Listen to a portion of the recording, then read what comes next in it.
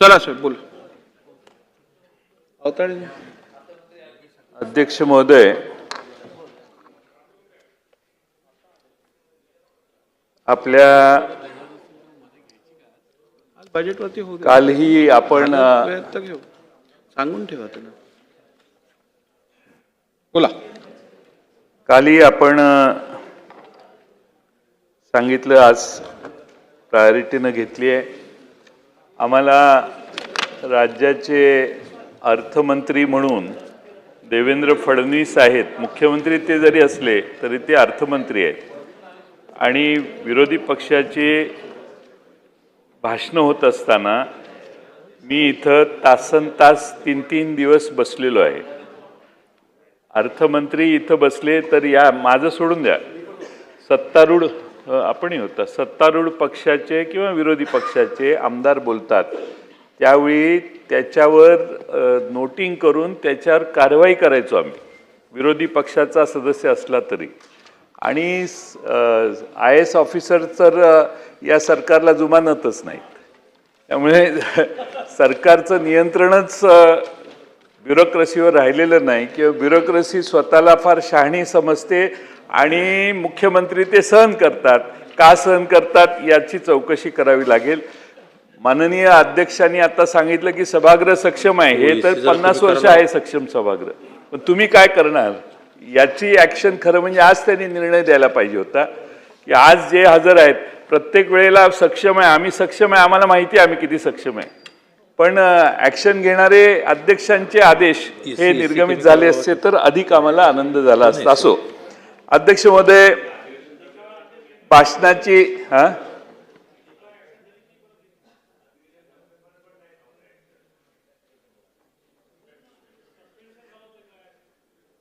अध्यक्ष महोदय, भाषणाची सुरुवात महात्मा फुलेंचा गौरव करून माननीय मुख्यमंत्र्यांनी केली, फार चांगली बाब आहे.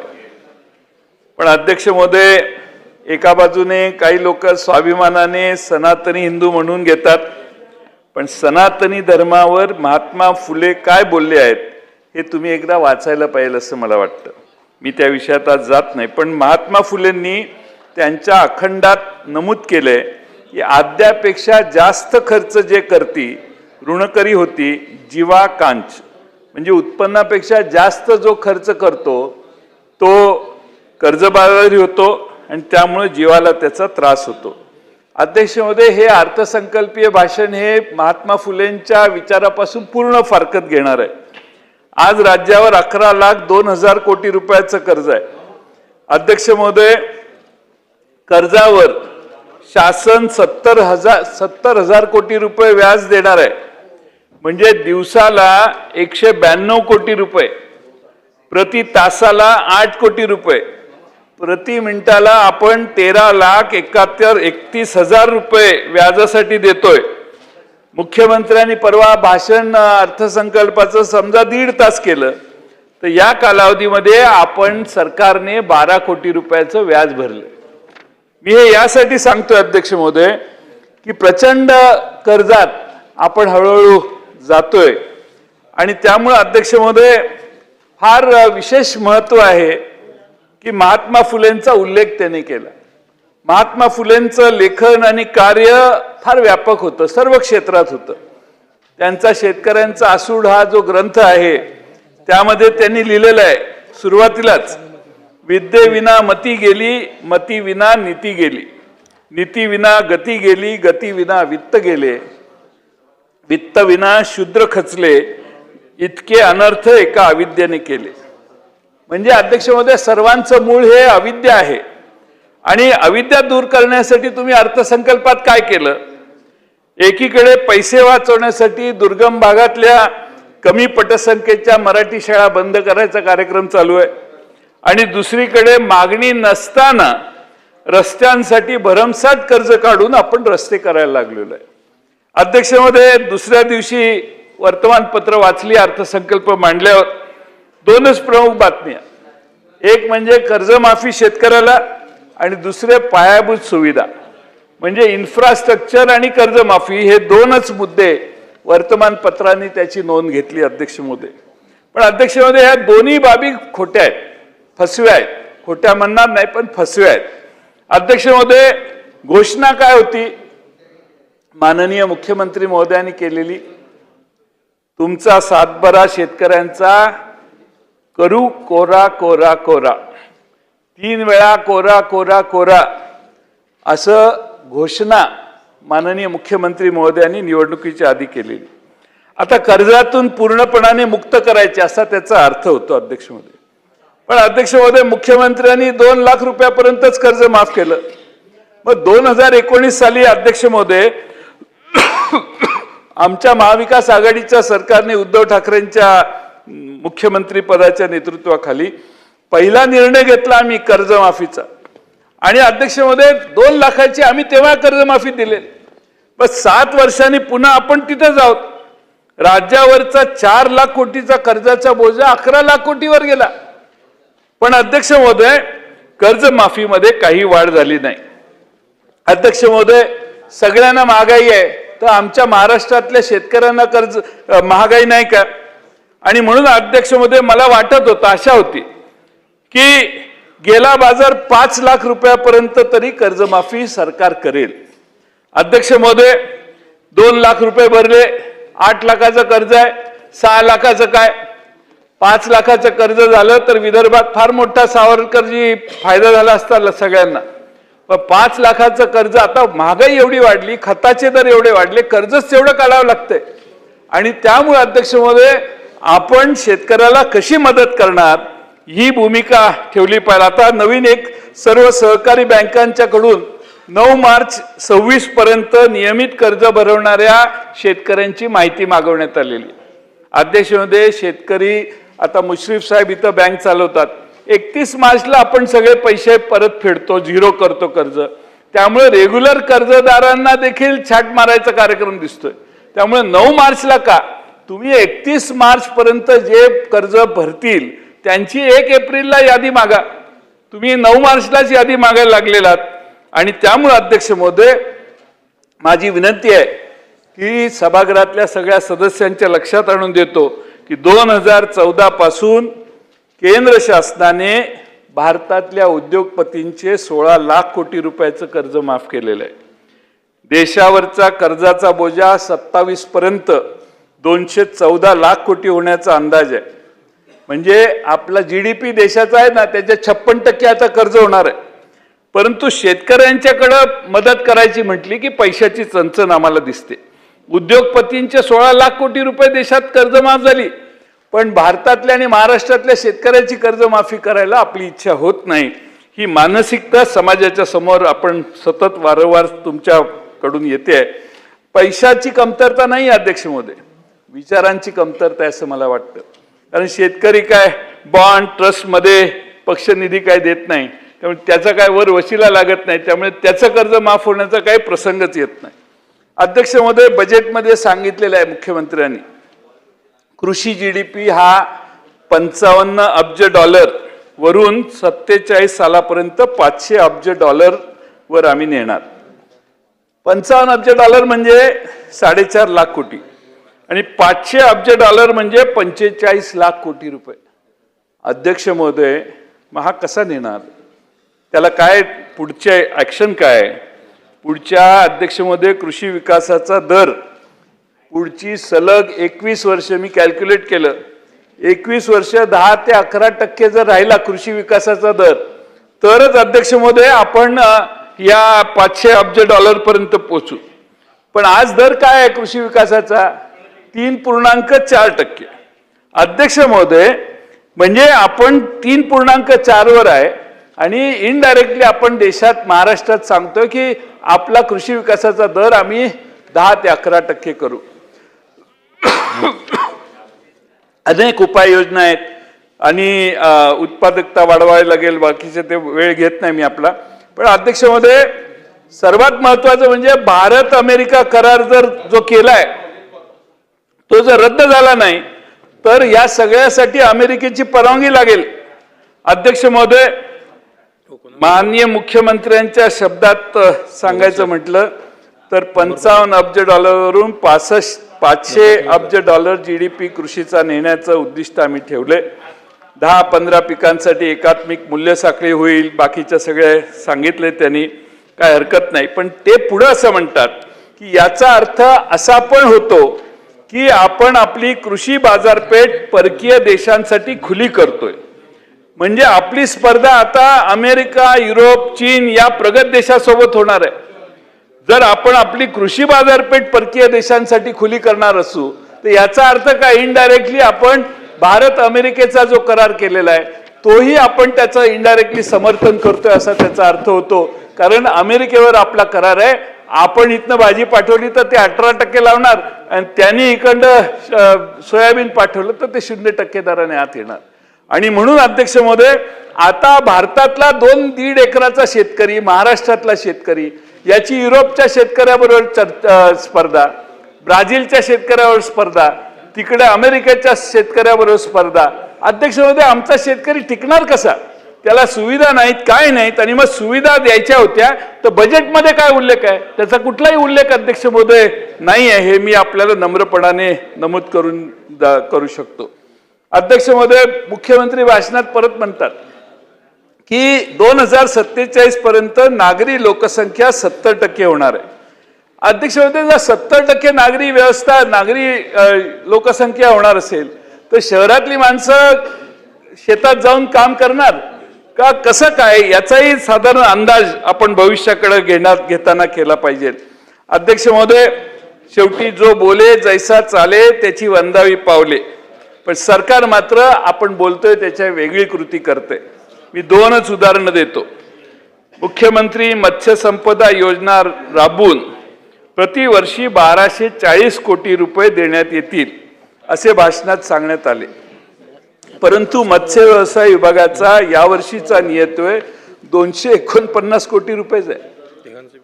म्हणजे 1240 कोटी रुपये देतो म्हणतायत, पण बजेटमध्ये व्हाईट बुक मध्ये काय 249 कोटी आहे. GR 9 तारखेला इश्यू झालाय. त्या GR मध्ये जिल्हा योजनेतनं एवढे घेणार, राज्याकडून एवढे देणार, या सगळ्यांची एवढे छोटा GR 9 तारखेचा वाचा आपण. आपल्या सिंधुदुर्ग, रत्नागिरी जिल्ह्यातल्या आणि विदर्भातल्या शेतकऱ्यांनी जे मत्स्य शेतीमध्ये आहेत, अध्यक्ष महोदय, कसे त्याला पैसे मिळणार? आणि हे 1240 कोटी रुपये याचा हिशेब माननीय मुख्यमंत्र्यांनी जर सभागृहात दिला तर त्याचा आम्हाला आनंद झाला असता. अध्यक्ष महोदय, गोपीनाथ मुंडे अपघात सानुग्रह योजनेत शेतमजुरांचा समावेश करण्याची घोषणा केली. आम्हाला आनंद वाटला की बाबा झालंय, म्हणजे बरं झालं. पण अध्यक्ष महोदय, याचा अर्थ काय, तर योजनेत लाभार्थी वाढले. आता लाभार्थी वाढल्यावर तरतूद वाढली पाहिजे की नाही? झालं उलट. अध्यक्ष महोदय, मागच्या वर्षीचा सुधारित अंदाज म्हणजे रिवाइज बजेट होतं, एस्टिमेट हे 140 कोटी, 140 कोटी आपण मागच्या वर्षी खर्च केले. आता बजेटमध्ये 120 कोटी रुपये दिले. तुम्ही लाभार्थी वाढवले आणि प्रोव्हिजन कमी केली. अध्यक्ष महोदय, खरं म्हणजे एवढंच नाही, फळ पीक योजना, प्रधानमंत्री पीक विमा योजना, नारळ पीक विमा योजना, कृषी सिंचन योजना, नमो शेतकरी महासन्मान योजना, अशा जवळपास सर्व कृषी विभागाच्या योजनांवर तरतुदी कमी करण्यात आलेल्या आहेत. हे अध्यक्ष महोदय मी सभागृहाच्या निदर्शनाला आणून देतो. आता दुग्ध विकासाचा विषय, दुग्ध विकास विभागाचा नियतोय किती असावा? आमचे कोरे साहेब दूध विकासात फार तरबेज आहेत. या वर्षी दुग्ध विकास विभागाचा नियतोय 1 लाख रुपये करण्यात आले. तुम्ही बघा, त्याच्यात दूध उत्पादक शेतकऱ्यांसाठी देण्यात येणारे अनुदान बंद करणार काय हे सरकार, याचा खुलासा भाषणात करावा. एकीकडे म्हणायचे उत्पन्न वाढवू, पण दुसरीकडे तरतुदी कमी करायला निघालोय. अध्यक्ष महोदय, सगळं चिंताजनक आहे. अध्यक्ष महोदय, अर्थव्यवस्था $5 ट्रिलियन 2047 पर्यंत करणार, काय प्रॉब्लेम नाही. म्हणजे 450 लाख कोटी रुपये. सध्या किती आहे? $0.55 ट्रिलियन आहे, म्हणजे 50 लाख कोटी. 50 लाख कोटीवरून 4.5 कोटीवर जायचं आहे आपल्याला. आणि माझं काय तक्रार नाही, माझा पाठिंबाच आहे. मोठ्या कल्पना, मोठी स्वप्न बघावीत, पण त्याच्यासाठी काही कृती केली पाहिजे. 21 वर्ष विकास दर सरासरी 11.5% असला तर आपण कुठंतरी हे पोचू शकतो. पुढची 21 वर्ष आणि म्हणून अध्यक्ष महोदय 25-26 मध्ये आपला काय दर आहे विकास दर 7.9% अपेक्षित आहे. मागच्या वर्षीचा किती होता 7.3%. म्हणजे घोषणा आणि प्रत्यक्ष कृती याच्यात बरंच अंतर आहे. अध्यक्ष महोदय भाषणात म्हटलंय की महाराष्ट्र हे देशाचं आर्थिक इंजिन आहे. आकडेवारी बघितली तर तसं दिसत नाही. आर्थिक पाहणी अहवाल जर बघितला तर अध्यक्ष महोदय देशाचा rate of change in GDP growth हा महाराष्ट्राच्या rate of change in GDP growth पेक्षा जास्त आहे. म्हणजे देशाची जीडीपी आपल्यापेक्षा जास्त वेगाने वाढते अध्यक्ष महोदय, आपली कमी आहे. आणि अध्यक्ष महोदय राज्यामध्ये मोठी राज्य जी आहेत देशातली त्यात आर्थिक वाढीच्या गतीत पहिल्या नंबरवर असणारा महाराष्ट्र आता 4थ्या नंबरवर गेलाय. अध्यक्ष महोदय 21-22 ते 24-25 या कालावधीत महाराष्ट्राचा जीएसडीपी 43% वाढला. कर्नाटकचा कितीने वाढला 65% वाढला. गुजरातचा 48%, तामिळनाडू 47%. दर उत्पन्नात आपण 5व्या क्रमांकावर आहोत बावनकुळे साहेब. आज आपण महाराष्ट्र देशाचा आर्थिक गाडा चालवतोय किंवा गाडा चालवत आहे असं म्हणणं कितपत योग्य आहे ह्याचा विचार करा. चालवायला पाहिजे पण तेवढं आपल्यामध्ये प्रगती देखील केली पाहिजे. अध्यक्ष महोदय 36 जिल्ह्यामधले 11 जिल्हे आपले असे आहेत की देशाच्या दरडोई उत्पन्नापेक्षा कमी आहेत. आणि त्यामुळे अध्यक्ष महोदय जी गुंतवणूक आहे ती सर्वसमावेशक होत नाही आणि ठराविक भागामध्येच ही गुंतवणूक होते याचा तो अर्थ आहे असं मला वाटतं. अध्यक्ष महोदय शासनाची महसुली तूट हे याकडे आपण ऐका. 23-24 मध्ये शासनाची महसुली तूट 29,995 कोटी होती. ती 24-25 मध्ये 37,055 कोटी होती आणि 26-27 मध्ये 40,552 कोटी अपेक्षित आहे या बजेटमध्ये. मागच्या वर्षी अध्यक्ष महोदय महसुली तूट आणि पुरवणी मागण्या मिळून 1,90,000 कोटी रुपयाची तूट होणं अपेक्षित होतं, पण ती 37,000 कोटीच दाखवली. यामध्ये जवळपास 40,000 कोटी रुपये कर संकलन जास्त झालं, मी मान्य करतो. 40,000 काढा त्यातनं, मग उरलेले 1,13,000 कोटी रुपये कुठे गेले याचा हिशेब का लागत नाही. अध्यक्ष महोदय हे पैसे विभागांना उपलब्ध करूनच दिलेले नाहीत. आपल्या ग्रामीण भागात आपण म्हणतो ना शेंडी लावली, हे सगळ्या डिपार्टमेंटला शेंडी लावण्याचा उद्योग झाला. 1,13,000 कोटी रुपये कुठे गेले. तुम्ही बजेटला सभागृहात आला, सभागृहात मांडलं, पुरवणी मागण्याला आम्ही होला हो म्हटलं, होयचं बहुमत झालं. पण अध्यक्ष महोदय जे 3 सप्लिमेंटरी मांडल्या त्यातले 1,13,000 कोटी खर्चच केले नाहीत सरकारने आणि आज तुमचं डिफिसिट 37,000 कोटी दाखवलेलं आहे. आणि मी पुढे सांगतो तुम्हाला, पण अध्यक्ष महोदय ज्या घोषणा या बजेटमध्ये झाल्या त्या तरतुदी बजेटमध्ये नाही आहेत. अहिल्यादेवी होळकर कर्जमाफी योजना नो तरतूद, सिंधुरत्न योजना नो तरतूद, मुख्यमंत्री मत्स्य संपदा नो तरतूद, अर्थसंकल्पीय तरतूदच नाही. पावसाळी अधिवेशनात या सगळ्यांसाठी पुरवणी मागण्या येतील आणि राज्याची महसुली तूट आपण जी 37,000 कोटी दाखवली आहे ती पुन्हा 1,00,000-1,50,000 होईल. सभागृहासमोर आपण 3 बजेट 3 पुरवणी मागण्या मान्य करू, सगळे आनंदाने घरी जाऊ. त्यातला सिलेक्टेड लोकांना सिलेक्टेड पैसे सिलेक्टेड डिपार्टमेंटला मिळतील. बाकीच्या सगळ्यांना तोंडाला पानं पुसण्याचा कार्यक्रम हा पुढच्या वर्षी पण आहे असं माझा अंदाज आहे. अध्यक्ष महोदय फार घोषणा झाल्या, नवीन प्रोजेक्ट झाले, अनेक मेट्रो झाल्या, अनेक रस्ते, भुयारी मार्ग, किती घोषणा झाल्या. मी स्वागत करतो त्या घोषणांचं, केल्याच पाहिजेत, पण त्याची तरतूद तर करायला पाहिजे. बहुतेक हे सगळं काही कर्ज काढून करणार आहे का आपण. आजच 11 लाख कोटीवर गेलो अध्यक्ष महोदय आणि डोंगर वाढवायचा कर्जाचा असा प्लॅन आज तरी दिसतोय. 14 साली 2,70,000 कोटी रुपये कर्ज महाराष्ट्रावर होतं. 21-22 ला ते 5,76,00,000 कोटी 5.76 लाख कोटी झालं. आता 11.2 लाख कोटीवर हे कर्ज गेलेलं आहे.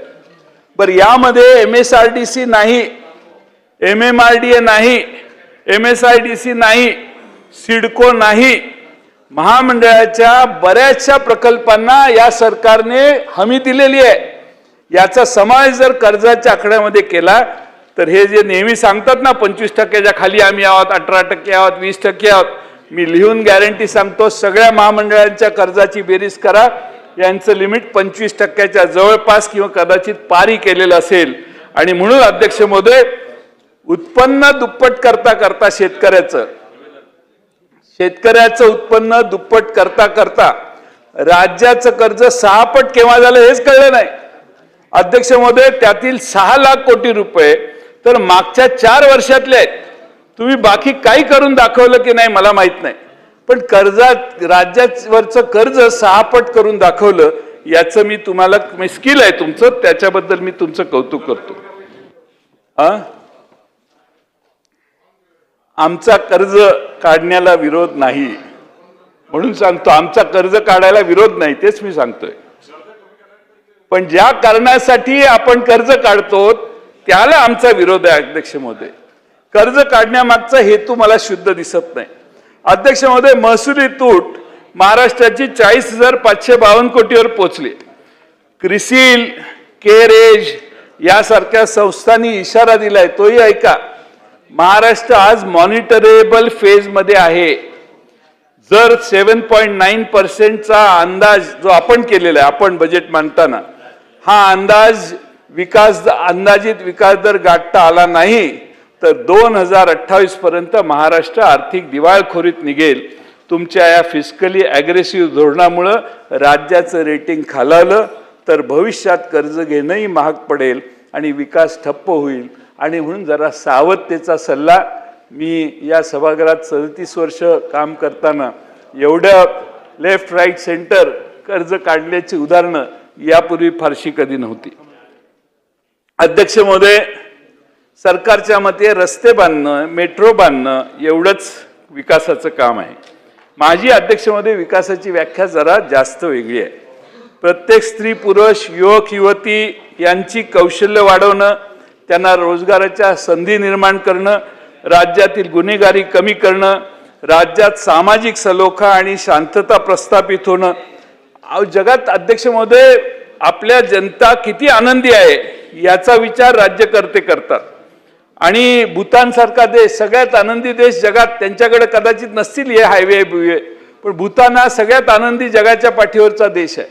आणि म्हणून अध्यक्ष महोदय, आपण जे विकासाचं मॉडेल रुजवू पाहतोय त्यात नक्कीच धनिक वाढतील, धनिक अजून श्रीमंत होतील आणि गरीब अजून गरीबच होणार आहेत. आणि त्यामुळे अध्यक्ष महोदय प्रचंड मोठी दरी आपण या निमित्तानं तयार करतोय. अध्यक्ष महोदय, मी या ठिकाणी या मुद्दामून आपणाला सांगेन. अध्यक्ष महोदय, राज्याची ग्रोथ जी आहे पूर्णपणे सेवा क्षेत्रावर, सर्व्हिस सेक्टरवर आपण अवलंबून आहे. शाश्वत विकास करायचा असेल तर ही डिपेंडन्सी कमी केली पाहिजे. समोरच्या बाजूनं म्हणतील की नाही असं काही नाही आहे, पण मी एक रिसर्च पेपर घेऊन आलेलो आहे, एक कॉपी मी मुख्यमंत्र्यांनाही देईन. अमेरिकेमध्ये एक अँथ्रॉपिक नावाच्या संस्थेने एक रिसर्च केला आहे. IT मंत्री इथं बसलेले आहेत, आपल्याकडे IT आहे ना, तर अँथ्रॉपिक, तर तुम्ही कोणत्या सेक्टरला AIचा सर्वाधिक जास्त धोका आहे त्यांनी ते रिसर्च केलेलं आहे. सर AIचा सर्वाधिक धोका, तर सर्वाधिक रिस्कवर हे कॉम्प्युटर इंजिनियर आहेत आणि फायनान्शियल अनालिस्ट आणि कस्टमर सर्व्हिस हे सेक्टर आहे. त्यांचाच वाटा या आपल्या महाराष्ट्राच्या अर्थव्यवस्थेत मोठा आहे. आणि म्हणून आपण हे मान्य करा, AIचा सर्वाधिक फटका हा महिलांना, उच्च पदावर असणाऱ्या कर्मचाऱ्यांना कंपनीमध्ये आणि वयाने मोठे असणाऱ्या म्हणजे जुन्या जनरेशनच्या 90च्या आधी जन्मलेल्या नोकरदारांना पहिल्यांदा बसणार आहे. मग यासाठी आपल्याकडे काय उपाययोजना आहेत? हे संकट येणार आहे, आता फार लांब नाही आहे. या 6 महिन्यात आपले सगळे अध्यक्ष महोदय फटके आपल्याला बसणार आहेत. अनेक कंपन्यांनी नवीन रोजगार घेणं थांबवलेलं आहे. जेव्हापासून ChatGPT लॉन्च झालं तेव्हापासून 14% एंट्री लेवलचे जॉब कपात झालेले आहेत. अध्यक्ष महोदय, या चॅलेंज बद्दल अर्थसंकल्पात कुठे उल्लेखच नाही. विकसित महाराष्ट्र बनवायचं असेल तर पुढे काय होऊ शकतं याचा विचार करत पावले टाकणे महत्त्वाचे आहे. आज अनेक इंजिनियर आपल्या देशातले राज्यातले बाहेर गेलेत. कुठल्याही लग्नात गेलं, नवरा नवरीला विचारलं तर काय, तर कॉम्प्युटर इंजिनियर आहे, IT इंजिनियर आहे. कुठं असतो? जर्मनीला असतो, इकडं असतो, तिकडं असतो, बेंगलोरला असतो, पुण्याला असतो. अध्यक्ष महोदय, पण ह्यांच्या नोकऱ्या कमी व्हायला लागलेल्या आहेत आणि हे जर सगळे परत मागं आले तर काय संकट उद्भवेल याचाही विचार सरकारने केला पाहिजे. एका झटक्यात अध्यक्ष महोदय कोणती नोटीस न देता ॲमेझॉन प्राईम व्हिडिओ आपण बघतो ना टीव्हीवर, त्या ॲमेझॉन प्राईम व्हिडिओने परवा एका झटक्यात नोटीस न देता 2800 इंजिनियरना काढून टाकलं आणि त्यातले सगळे सिनियर लोकांना काढलं. का काढलं तर AI हे त्याचं उत्तर आहे अध्यक्ष महोदय. आणि म्हणून अध्यक्ष महोदय हे संकट येणार आहे, थोडंसं सरकारने गांभीर्याने घ्यावं. या अर्थसंकल्पात हा इश्यू ॲड्रेस केला असता तर आम्हाला आनंद झाला असता. अर्थसंकल्पात कर्ज घेण्यावर एवढा जास्त फोकस करण्यात आला आहे की सगळी कामे जागतिक बँक कर्ज, आशियाई बँक कर्ज, इथून कर्ज, तिथून कर्ज, पूर्ण इथूनच आपला कार्यक्रम पूर्ण दिसतोय करायचा. अध्यक्ष महोदय, सगळ्या निवडणुका डबल इंजिन, ट्रिपल इंजिन म्हणून काल परवा झालेल्या, तिसरं इंजिन तुमचं लावा, आमच्या वर 2 इंजिन आहेत सांगितल्यावर धडाधड लोकांनी जिल्हा परिषदा, नगरपालिका, महापालिका तिसऱ्या इंजिनाचं त्यांचं इंजिन जोडलं. अध्यक्ष महोदय, पण मेनच इंजिन फेल झालंय. पहिलं इंजिन आहे ना तेच फेल व्हायला लागलेलं आहे. आपल्या बजेटमध्ये देखील केंद्र सरकारने माझ्याकडे एस्टिमेट दिलेलं, त्यात ज्या एस्टिमेट होत्या त्या सगळ्यात मोठ्या प्रमाणात कपात केलेली आहे. आपल्या बजेटमध्ये देखील 20% हिस्सा केंद्र सरकारचा येणार आहे. अध्यक्ष महोदय, केंद्र शासनाने मागच्या वर्षी आणि यावर्षी बजेटमध्ये कपात केलेली आहे. मी नियतवेळ आहे माझ्याकडं, मी सांगू शकतो. 2022 पर्यंत सर्वांना घर देणार असे माननीय प्रधानमंत्र्यांनी घोषणा केलेली होती. पण वस्तुस्थिती काय तर 2024 ते 2026 या कालावधीत मंजूर घरापैकी फक्त 12.8% घरं भारतात पूर्ण झाली. आता केंद्र सरकारकडून या योजनेच्या निधीमध्ये मोठ्या प्रमाणात कपात चालू आहे. मागच्या वर्षी प्रधानमंत्री आवास योजना शहरी भागात 3500 कोटी रुपये होते, रिवाइज एस्टिमेटमध्ये 300 कोटी आले. ग्रामीणमध्ये 54,000 कोटी होते, ते 32,000 कोटी आले. म्हणजे अध्यक्षामध्ये घोषणा केलेली आहे, तुमची घोषणा आहे, तुमचा कार्यक्रम आहे आणि तुम्ही त्याला प्रोव्हिजन करत नाहीत. केलेली प्रोव्हिजन परत रिवाइज एस्टिमेटमध्ये कमी करताय. केंद्राचे जलजीवन मिशन 25-26 मध्ये आपले गुलाबराव गेले इथून, 25-26 मध्ये 67,000 कोटीचं बजेट एस्टिमेट होतं. केंद्राचे जलजीवन मिशन, बावनकुळे साहेब हे ऐका, तुम्हीच हे याच्यात उपाय काढू शकाल. शेवटी जबाबदारी पुढे तुमच्यावरच येईल असं मला दिसायला लागले. केंद्राचे जलजीवन मिशन 25-26 मध्ये 67,000 कोटीचं बजेट एस्टिमेट होतं, पण रिवाइज एस्टिमेटमध्ये ते 17,000 कोटी झालेलं आहे. म्हणजे केंद्राने 50,000 कोटी रुपये चरणसिंग कमी केले. 50,000 कोटीची कपात डायरेक्ट. प्रधानमंत्री ग्राम सडक योजना 19,000 कोटी. आमचे ग्रामविकास मंत्री इथे आहेत, त्यांना शेजारच्या विधानसभेच्या सदस्यांची चिंता जास्त आहे, ह्याची चिंता तुम्ही जास्त केली पाहिजे. प्रधानमंत्री ग्राम सडक योजना 19,000 कोटीवरून 11,000 कोटीवर केलेली आहे केंद्र सरकारने. त्या दिवशी गुलाबराव पाटील साहेबांनी कबूल केलं की आम्ही काय केंद्र सरकारवर अवलंबून नाही. गुलाबराव पाटलांना जे कळलं ते अजून सरकारला कळलेलं नाही असा त्याचा अर्थ आहे. बरं, तुम्ही अवलंबून नसाल तर मग तुम्ही तर प्रोव्हिजन वाढवायला पाहिजे होत्या. 52,000 पाणी पुरवठ्याच्या योजनामध्ये 26,000 योजना पूर्ण झाल्या. उरलेल्या योजना 24-25,000 ज्या आहेत त्या पूर्ण करण्यासाठी तुम्ही पैसे वाढवायला पाहिजे होते, पैसे वाढवलेले नाहीत. आणि म्हणून महाराष्ट्रातल्या पाणी पुरवठा खात्याचा कुठल्याही जनतेच्या वेगळ्या योजना पूर्ण करण्यासाठी किती उपयोग होणार हे आपण सगळ्यांनी बघणं आवश्यक आहे. अध्यक्ष महोदय, महात्मा फुलेंच्या जन्मशताब्दी म्हणून 200 वर्ष पूर्ण होणार आहेत जन्माला. 25-26ला महाज्योती अंतर्गत कार्यक्रमाचा खर्च कमी झाला. आर्थिक पाहणी अहवाल सांगतो. मग बाकीच्या सगळ्या प्रोव्हिजन्स म्हणजे UPSC कोचिंग किंवा MPSC कोचिंग त्याचेही खर्च कमी केले. मी त्या तपशिलात जाऊन वेळ घेत नाही. तर संत गाडगेबाबा यांचं 150वं जयंती वर्ष आहे. सरकारने काय केले, ऑलरेडी एक्झिस्टिंग स्कीम एक करण्यात सगळ्या योजना एकत्रित केल्या. आता सगळ्या योजना जर एकत्रित केल्या तर माझी एक सूचना आहे की महाराष्ट्रामध्ये नगरपालिका अ ब क या नगरपालिकांना घंटागाड्या कमी पडतात. त्यांना ईव्ही गाड्या घंटागाड्या देण्याची व्यवस्था करावी. सरकारने एक योजना आणावी आणि जेवढी घरं असतील त्या शहरात तेवढं आपण गाड्या वाढवून दिल्या तर घंटागाड्या वेळेवर जाऊन कचरा गावातनं बाहेर येईल आणि घनकचरा व्यवस्थापनासाठी देखील प्रत्येक शहरात काहीतरी अनुदान देऊन त्या योजना राबवण्याचा प्रयत्न करा. ईव्ही गाडी. अध्यक्ष महोदय, खरं म्हणजे मी या ठिकाणी डीपीडीसीला सांगा. अध्यक्ष महोदय, बजेटमध्ये तिसरा स्तंभ आहे सर्वसमावेशक विकासाचा.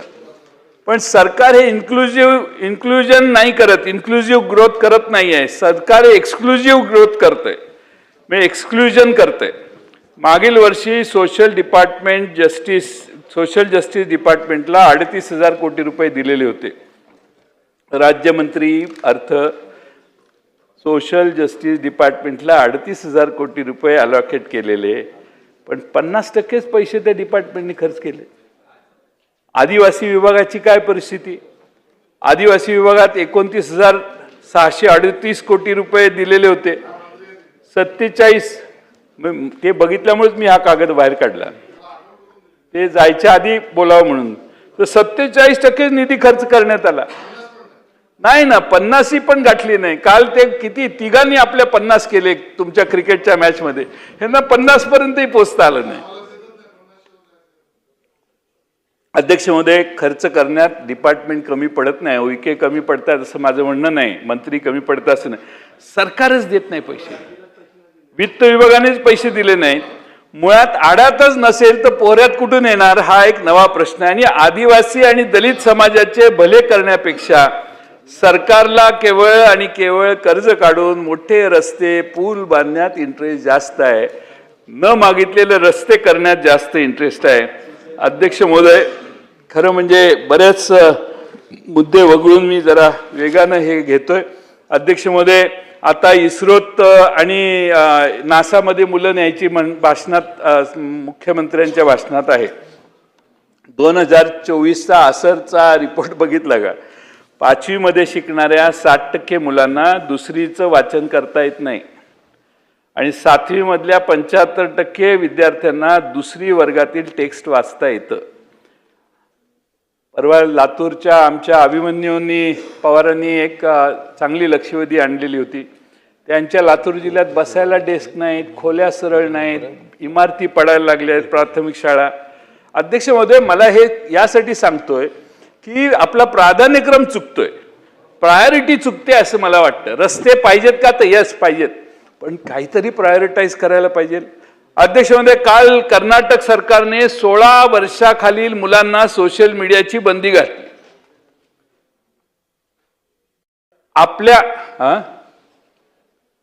माझ्याकडे 16 आकडा आलाय, पण सावरकरांची माहिती माझ्यापेक्षा श्रेष्ठ असू शकते, त्यामुळे 13 धरा. पण माझी विनंती आहे की आपण महाराष्ट्रात नव्या पिढीला तंत्रज्ञानाच्या ह्या तोट्यांपासून, तोटे पण आहेत तंत्रज्ञानाची, त्यातनं वाचायला काही निर्णय घेतला पाहिजे की नाही. आपण अध्यक्ष महोदय, कमिटी एक फार वेगळं हे आहे. काय अडचण झाली, घोटाळा झाला, अंगावर आलं की कमिटी नेमायची, म्हणजे ते 6 महिने तिकडे जातेच. त्या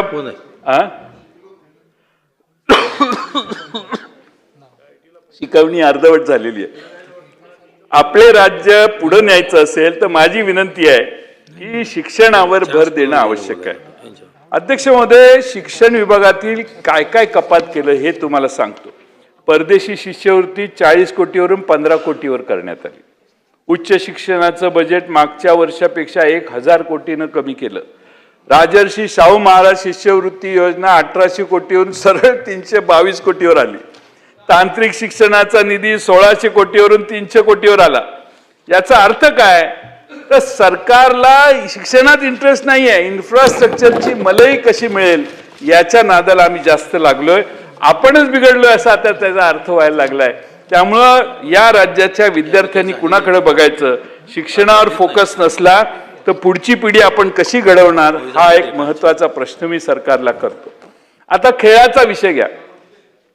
खेळात अध्यक्ष महोदय, राज्याची क्रीडा धोरण आहे. राज्य शासन क्रीडा प्रबोधिनीवर आपण खर्च करतो, त्या खर्चात वाढ करा अशी माझी मागणी आहे. पण अध्यक्ष महोदय, त्या क्रीडा प्रबोधिनीचा परफॉर्मन्स मागच्या 3 वर्ष कमी होतोय. मुख्यमंत्री महोदयांनी सांगितलं की काही 36ला ऑलिम्पिक येणार आहे, त्याची तयारी करायला अजून 4 सेंटर वाढवतोय. म्हणून मी हे उदाहरण सांगतोय. अध्यक्ष महोदय, इतर राज्य आपल्यापेक्षा हरियाणा, तामिळनाडू, केरळ, पंजाब पुढे आहेत. काहीतरी आराखडा करा. पण मी तुम्हाला रिझल्ट सांगतो. रिझल्ट अध्यक्ष महोदय, 23-24 मध्ये इंटरनॅशनल लेवलवर क्रीडा प्रबोधिनीतून बाहेर आलेल्या मुलांनी गोल्ड 6 मिळवले 23-24ला, 24-25ला 1 आणि आता 25-26ला पण 1च. म्हणजे आपण 23-24 पेक्षा आपली अधोगती झाली. नॅशनल लेवलला जे मेडल मिळाले, मी गोल्डचं सांगतोय, बाकीचे पण सगळे अधोगतीच आहे. गोल्ड मध्ये अध्यक्ष महोदय नॅशनल लेवलला 58चे 11 झाले, 11चे 4 झाले यावर्षी. स्टेट लेवलला 113चे 163 मध्ये वाढले, परत यावर्षी 54 झाले. अध्यक्ष महोदय, आपली अधोगती व्हायला लागलेली आहे आणि म्हणून या क्रीडा क्षेत्रामध्ये लक्ष घालण्याची गरज आहे. अध्यक्ष महोदय, आता हेल्थला प्रायोरिटी, करोना नंतर आपण नेहमीच हेल्थला प्रायोरिटी देत आलोय. मागच्या वर्षीच्या बजेट अलोकेशन मध्ये अध्यक्ष महोदय, हेल्थ डिपार्टमेंटने फक्त 62% निधी खर्च केलेला आहे. 62%. मागील वर्षीच्या सुधारित अंदाजापेक्षा म्हणजे 38,455 कोटी रुपयाहून ही तरतूद आता यावर्षी 33,654 कोटी केलेली आहे. हे 12.5% कपात आहे. अध्यक्ष महोदय, ही हेल्थची तरतूद वाढायला पाहिजे का कमी व्हायला पाहिजे? हे उलट सरकार चालू आहे. त्यामुळे हे आपण अध्यक्ष महोदय खरं म्हणजे गांभीर्याने या प्रश्नाकडे बघितलं पाहिजे. मुख्यमंत्र्यांना वेळ नसेल, त्यांच्या सचिवांनी वगैरे हे आकडे त्यांच्या निदर्शनाला आणून दिले नसतील अशीच मी समजूत करून घ्यायचा प्रयत्न करतोय. पण अध्यक्ष महोदय, मी आपल्याला आणखीन एक मुद्दा सांगतो. आपण 16 कोटी पर्यटक, 47 आता 2047 21 वर्ष आम्ही जगणार की नाही आम्हाला माहित नाही. जगलो तर आनंदच आहे. पण अध्यक्ष महोदय, त्यावेळी 36 कोटीवर पर्यटक नेऊ म्हणतोय आपण. ठीक आहे, न्या, आपलं काय. माझी एकच विनंती आहे, बावनकुळे साहेब इथे आहेत, शेलार साहेब इथे आहेत, मुश्रीफ साहेब आहेत, की काशीचा मणिकर्णिका घाट आहे की नाही, तो तिथल्या सरकारने पाडला. आपल्या पुण्यश्लोक अहिल्यादेवी होळकरांचा तिथला असणारा छोटा पुतळा पाडला. सगळं उद्ध्वस्त केलं. बुलडोजर लावून, एक्सकॅव्हेटर लावून पाडलं. काशीला, तिकडं काशीला मागे. अध्यक्ष महोदय, पुण्यश्लोक अहिल्यादेवी, हो मी गेलोय त्या घाटावर. पुण्यश्लोक अहिल्यादेवी होळकर यांनी जीर्णोद्धार केलेली मंदिरं JCBनं तोडली जात आहेत. तोडकाम आम्ही पाहिले, देशात सगळ्यांनी पाहिले. अहिल्यादेवी होळकर पुण्यश्लोक यांचा पुतळा तुटून पडलाय. गणपतीची मूर्ती तोडली गेलेली आहे. पुण्यश्लोक अहिल्यादेवी होळकर या उभ्या महाराष्ट्राचं प्रेरणास्थान आहे. त्यांच्या पुतळ्याची झालेली विटंबना आम्ही कशी सहन करायची? ज्या ठिकाणी स्वतः पुण्यश्लोक अहिल्यादेवी होळकरांनी जाऊन मणिकर्णिका घाटाचं बांधकाम करून घेतलं, त्या पुण्यश्लोक अहिल्यादेवींच्या पदस्पर्शाने पुनीत झालेला घाट या लोकांनी पाडला. सरकार काय करणार आहे? माझी सरकारला विनंती आहे, अध्यक्ष महोदय, ते सगळं होतं तसं रिस्टोर करा. ते योगी ना, ते अध्यक्ष मुख्यमंत्री कोण, योगी आदित्यनाथ, तर ते योगी आदित्यनाथांना मुख्यमंत्र्यांनी संपर्क करावा आणि ते पुन्हा बांधकाम करून घ्यावं. त्यांना जर परवडत नसेल त्यांना तर आपण पैसे द्यावेत आणि मणिकर्णिका घाटाची पुन्हा जसं पूर्वी होतं तसंच करून देण्याची जबाबदारी सरकारनं घ्यावी आणि त्याला काहीतरी टाइमलाईन पाहिजे. अध्यक्ष महोदय, मी आपणाला विनंती करतो की CM साहेबांनी भाषणात सांगितलं की ज्योतिर्लिंग आराखड्यासाठी 5 वरिष्ठ अधिकारी नेमले. परळी ज्योतिर्लिंग विकास आराखड्याला मागच्या वर्षी 7 कोटीची तरतूद केली होती, ती यावर्षी 0 केलेली आहे. अध्यक्ष महोदय, आता काय म्हणायचं? एकाच देवस्थानाला पैसे मिळतात, आणि त्या देवस्थानाला मला अजूनही बावनकुळे साहेबांनी नेऊन दिलेलं नाही, दर्शनाला घेऊन गेलेलं नाहीत. जगदंबा देवस्थान कोराडी या मंदिराला प्रत्येक बजेटमध्ये आणि पुरवणी मागण्यांमध्ये पैसे देण्यात आलेले आहेत. देवस्थानावर शासनाचं नेहमीच लक्ष आहे, आमची तक्रार नाही. माझा पाठिंबा आहे, नाही माझा पाठिंबा आहे ना, मी विरोध नाही करत, पण दुसऱ्यांची कुलदेवता आहेत ना. तुम्हालाच कुलदेवता आहे, आम्हाला नाही का? आमच्याकडे पण माझा पाठिंबा आहे. मी आता नाना भाऊ आणि तुम्ही, हो मी दिलेच ना, मी काय नाही म्हणतो का, द्यायलाच पाहिजे, अजून द्या. मी मुख्यमंत्र्यांना मागणी करतो की तुम्ही बावनकुळे साहेब म्हणतील तेवढे पैसे द्या, पण आपण बाकीचे पण बघा. पण माझा तुमच्या याला विरोध नाही बावनकुळे साहेब, माझा पूर्ण पाठिंबा आहे. तुम्ही तो पर्सनल घेऊ नका आणि दुसऱ्यांनाही दिलं पाहिजे. मी बघा, तुम्ही विरोधी पक्षात असताना मला मागितलं की मी पैसे द्यायचो. आता आम्ही इकडे गेलो मागायला, डायरेक्ट सांगितलं जायचं विरोधी पक्षाला 1 रुपया देणार नाही. पण मी इथे अनेक मतदारसंघ दाखवेन की जिथे भारतीय जनता पक्ष, खडसे साहेब हे तर विनियोजन विधेयक मांडायचे, विनियोजन विधेयकावर हे बोलायचे, देवेंद्र फडणवीस साहेब बोलायचे आणि मला वाटतं मुनगंटीवार बोलायचे. इथेच तिथूनच मी उत्तर द्यायचो आणि सगळ्यांच्या प्रोव्हिजन त्यांना करून द्यायचो.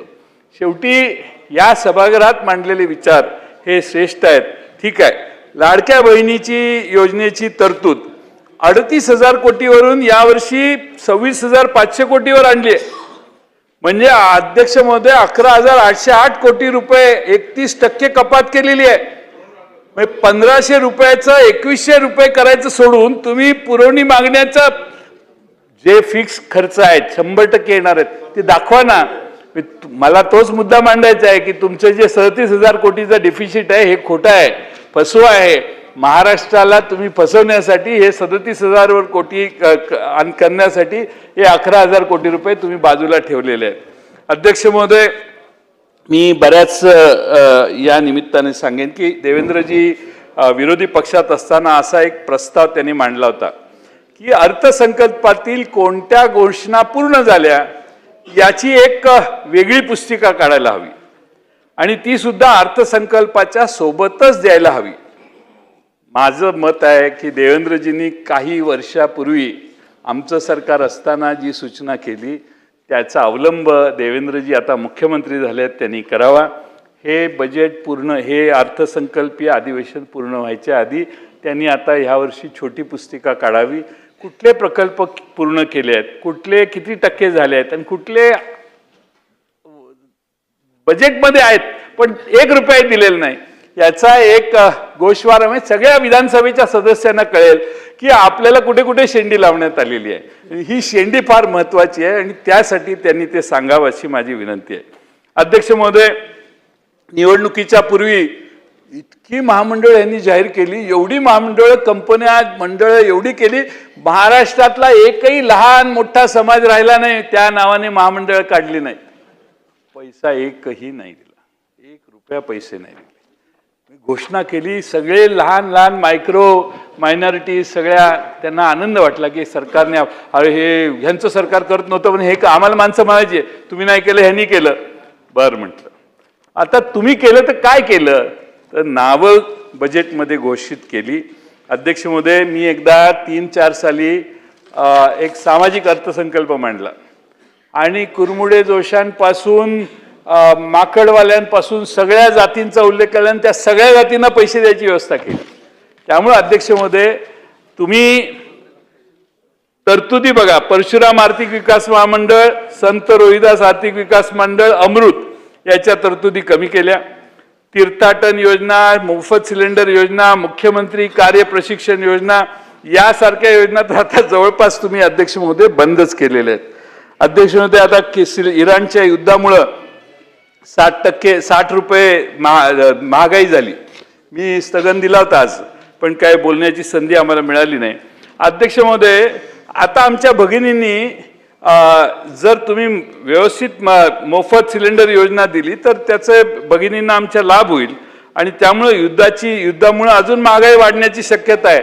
आणि मध्यमवर्गीय कमी उत्पन्नाच्या गटांचं सगळं संसाराचं गणित कोलमडण्याची शक्यता आहे. अध्यक्ष महोदय, धारावी झोपडपट्टी मी एवढंच सांगेन की सूक्ष्म उद्योग मंत्रालयाकडे नोंदणीनुसार धारावीमध्ये 22,000 उद्योग नोंदणीकृत आहेत. अध्यक्ष महोदय, म्हणजे 1 किलोमीटरला 5,000 लघु उद्योग आहेत धारावीमध्ये.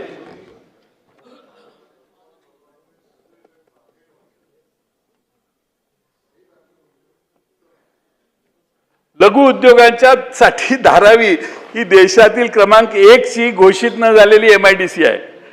धारावीचा पुनर्विकास करताना हे छोटे छोटे उद्योग नष्ट होणार नाहीत याची सरकारने काळजी घ्या.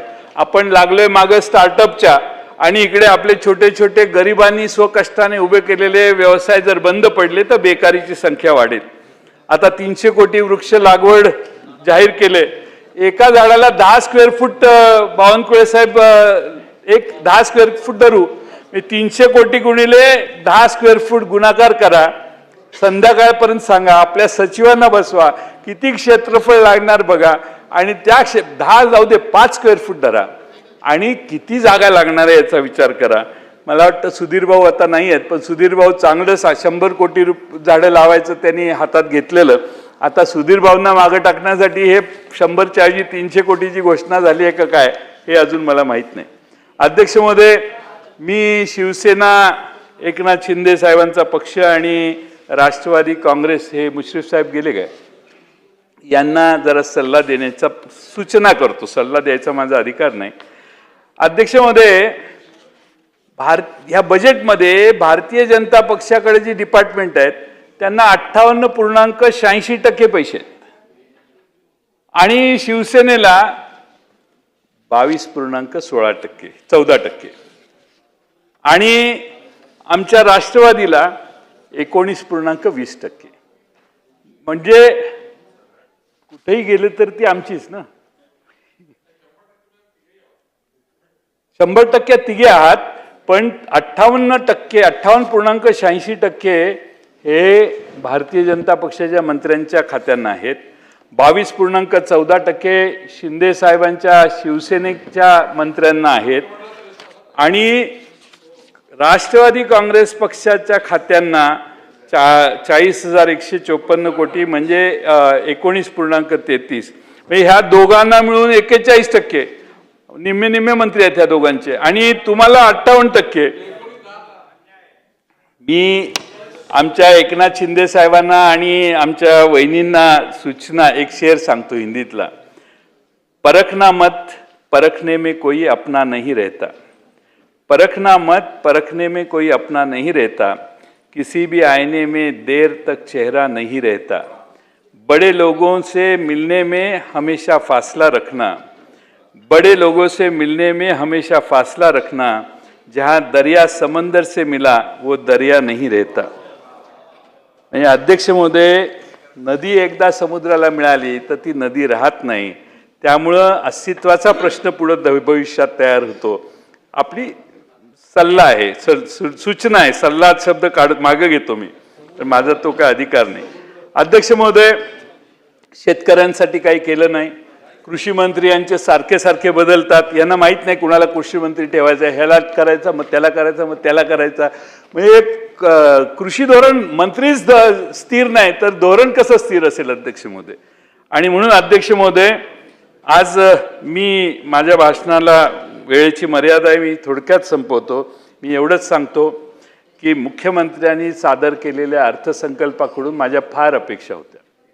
त्यांनी मागच्या वेळी 11,000 12,000 कोटीच्या पुरवणी मागण्या परवा सादर केल्या.